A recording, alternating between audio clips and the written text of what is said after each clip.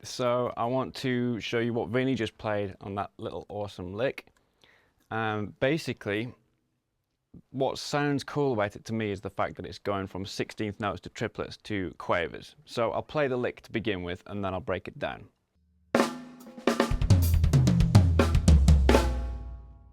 So if you look at the notation here, we have a quarter note and then 3 beats of 16th notes and then 2 beats of triplets, then 1 beat of 8th notes and then a quarter note. So just to play that on the snare drum would sound like this, and I'm ignoring the rest in the triplets on the second beat of bar 2.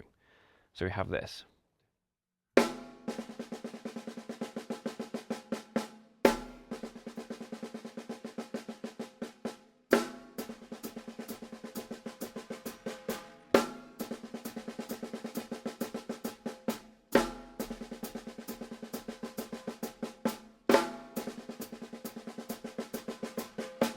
And what's not written on the notation is that the first beat and the last beat are both flams. So you could then basically take that concept and orchestrate it in different ways around the kit. So we could do it all with the hands.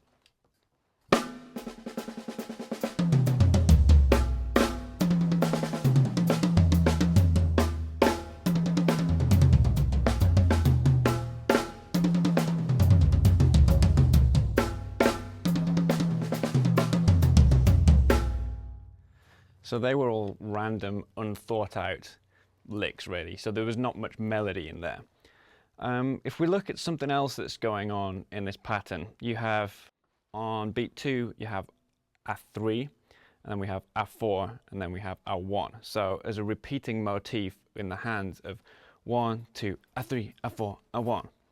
So let's just try that by itself.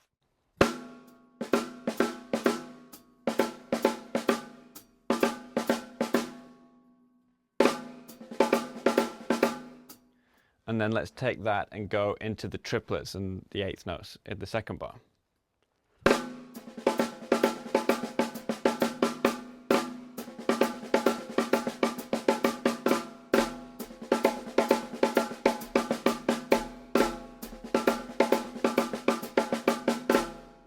So if you actually look at the accent pattern in bar 2, we have the 1 and 3 of the triplet and then the middle of the triplet. So that's kind of like a quarter note triplet, okay? So instead of 1 we've almost got 1 So that's 2 kind of triplets leading into the 8th notes, leading into the final flam.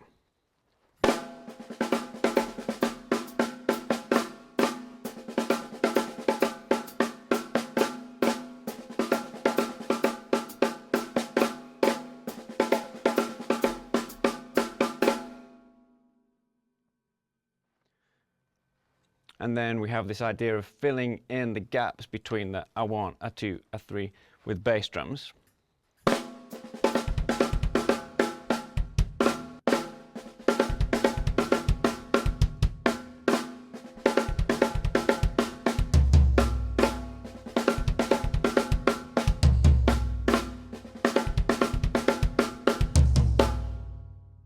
So what's cool there is the rest on beat 2 of the second bar. I like that, and that makes those triplets kind of harder to identify. So you get the idea. I'm just looking for the things in this pattern that seem to make it musical, and then you can take those and do your own kind of thing with them. You could take, for example, a 4-beat motif, that the hands and the feet, and you could translate that into the triplets. So we could go.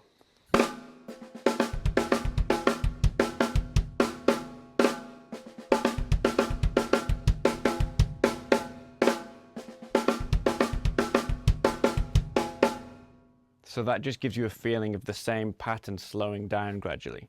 And you could do it with 3-beat riffs. We could have 3s over the semiquavers at the beginning.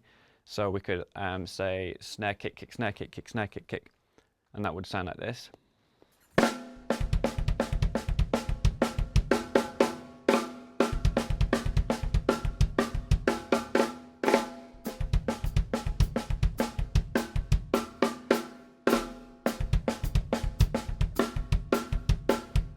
Or you could do like 5-beat motifs or 7-beat motifs or all sorts of things. It's just the idea of taking a little idea and expanding on it, repeating on it, playing things that kind of work with it. So finally, let me just break this down for those of you who aren't great with reading music.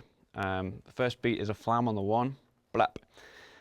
And then beat 2 is nice. It starts with a pedaled hi-hat, and then we're going to have 2 lefts ghosted, and then right left. So beat 2 into beat 3 is 1 E and A2.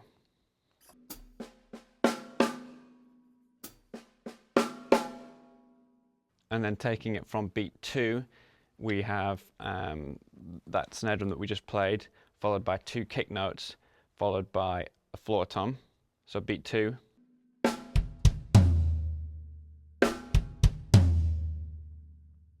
And then beat 3 is the same thing, but this time the left on the hi-hat and the right hand on that tom.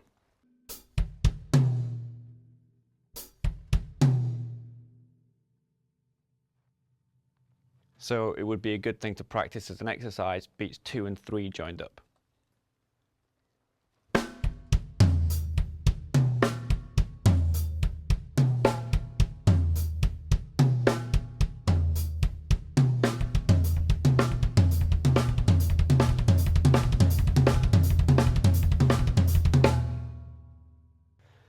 So I'm just going to show you what bar 2 sounds like. I'll play it slowly. Get this rhythm in your head. 1 triplet, triplet, 3 and 4. 1 triplet, rest, triplet, 3 and 4. 1 triplet, rest, triplet, 3 and 4. 1, 2, 3, 4.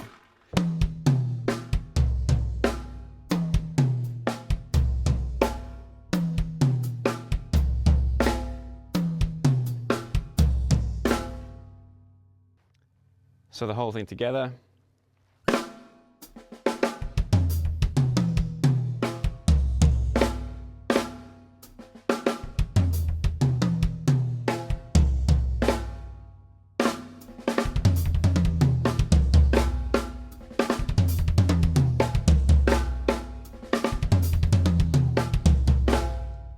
So that's it for this lesson. Just to remind you that the YouTube lessons are going to go up on my blog way before they go up on YouTube. So if you want to get them as soon as they come out, go to joecrabtree.com/blog, and you can subscribe to the blog on your RSS feed, or go to joecrabtree.com and like my Facebook page, and that way you'll see all the new blog posts in your Facebook newsfeed. So that's all for now. I will see you next time.